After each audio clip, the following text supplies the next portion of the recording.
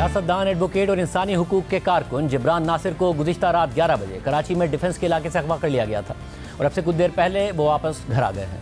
दुनिया भर में महज़ब ममालिक इंसानी हुकूक के लिए आवाज़ उठाने वाले अफराद को तहफ़्फ़ुज़ देते हैं, उन्हें असासा समझते हैं, उनकी बात को अहमियत देते हैं, उनके मौक़िफ़ को मुआशरे और मुल्क की बेहतरी के लिए इंतहाई अहम समझते हैं और इसी वजह से बड़े बड़े मुजरिम और माफिया भी उनके ख़िलाफ़ कुछ करने से डरते हैं। और जिब्रान नासिर तो वो शख्स है जिसने बग़ैर किसी तफरीक के सब के लिए आवाज़ उठाई है।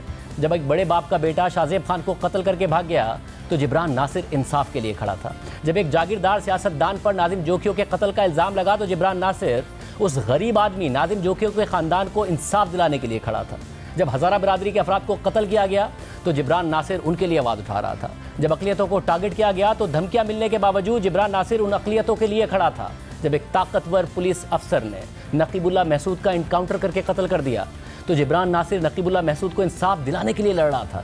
और जब एक पुलिस वाले को मारकर एक अमीर आदमी का बेटा स्वीडन फरार हो गया तो उस पुलिस वाले को इंसाफ दिलाने के लिए भी जिब्रान नासिर ही खड़ा था। अली वज़ीर के लिए भी जिब्रान नासिर आवाज़ उठा रहा था तो तहरीक इंसाफ के दौर में सियासी मुखालफिन पर जबर के ख़िलाफ़ भी जिब्रान नासिर ही आवाज़ उठा रहा था। और आज भी इंसानी हुकूक की खिलाफ वर्जियों के ख़िलाफ़ जिब्रान नासिर ही आवाज़ उठा रहा है। उम्मे रुबाब चांडियों के वालिद और रिश्तेदारों को बाअसर अफराद ने कत्ल कर दिया तो उन्हें इंसाफ दिलाने के लिए जिब्रान नासिर ही लड़ रहा था। कम उम्र दुआ जहरा के घर से जाने के बाद उसके वालिदैन को इंसाफ दिलाने के लिए भी जिब्रान नासिर ही लड़ रहा था और उसने लड़कर इंसाफ दिलाया और दुआ जहरा को उसके वालिदैन से मिलाया। और जब दहशतगर्द इस मुल्क के शहरियों, पुलिस और फौजियों को टारगेट कर रहे थे तो ख़ुद को जान से मारे जाने की धमकियों के बावजूद जिब्रान नासिर खड़ा था और आवाज़ उठा रहा था। कभी बाहर निकलना बंद करना पड़ा तो कभी घर बदलना पड़ा, मगर जिब्रान नासिर यह सब बर्दाश्त करके भी खामोश नहीं हुआ बल्कि आवाज़ उठाता रहा।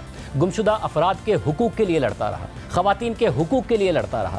ताकत के बेदरीग इस्तेमाल, इख्तियारात का अदम तवाज़ुन और VIP प्रोटोकॉल जहाँ देखा आवाज़ उठाई। यहाँ तक कि एक जज के प्रोटोकॉल ने भी ऐसा किया तो उसके गार्ड से मार खाई, गिरफ्तार हुआ, मगर जिब्रान नासिर खामोश नहीं हुआ बल्कि लड़ता रहा।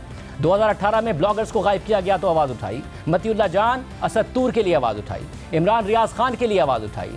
जहाँ कहीं आज़ादी इज़हार राय पर कदगन लगी तो जिब्रान नासिर ने आवाज़ उठाई। यहाँ तक कि जब इंतहा पसंद और शिद्दत पसंद रियासत की रिट को चैलेंज कर रहे थे, रियासत खामोश थी, तो उस वक्त भी जिब्रान नासिर ही थे जो रियासत की रिट के लिए आवाज़ उठा रहे थे। क्योंकि जिब्रान नासिर जैसे लोग मुआशरे की होप होते हैं, उम्मीद होते हैं, और उम्मीद के बगैर मुआशरे ही क्या होते हैं।